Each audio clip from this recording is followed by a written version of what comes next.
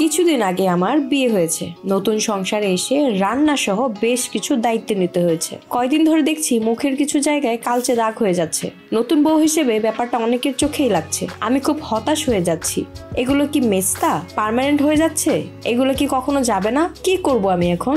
মেস্তা বা মেলাজমা যদি একবার স্কিনে ভিজিবল হয় তাহলে সেটা সম্পূর্ণভাবে চলে যাবে এটা বলা একটু কঠিন, তবে ধীরে ধীরে ফেড হয়ে যাবে যদি সঠিক প্রোডাক্ট ব্যবহার করা হয়। আমাদের ভুল হচ্ছে আমরা বাইরে যাওয়ার সময় সানস্ক্রিন লাগাই, কিন্তু রান্নাঘরেও যে তাপ লেগে মেস্তা হতে পারে সেটা নিয়ে ভাবি না। তাই রান্নার আগে অবশ্যই সানস্ক্রিন লাগাতে হবে। এখন আপনার যেহেতু হাইপার পিগমেন্টেশন বেড়ে গিয়েছে, তাই এই প্রবলেম সলভ করার জন্য beaute melasma X glutathione brightening tone up cream ব্যবহার করা শুরু করে দিন। এর শক্তিশালী ফর্মুলা সরাসরি মেলাজমা ও ডার্ক স্পটকে টার্গেট করে কাজ করে। ধীরে ধীরে পিগমেন্টেশন ফেড হবে, ত্বক উজ্জ্বল ও ইভেন টোন হবে। সব থেকে বড় ব্যাপার হচ্ছে সান ড্যামেজের হাত থেকে সুরক্ষিত রাখার জন্য ইউভি প্রোটেকশন দিবে। ফিউচারে এই সমস্যা আর হবে না।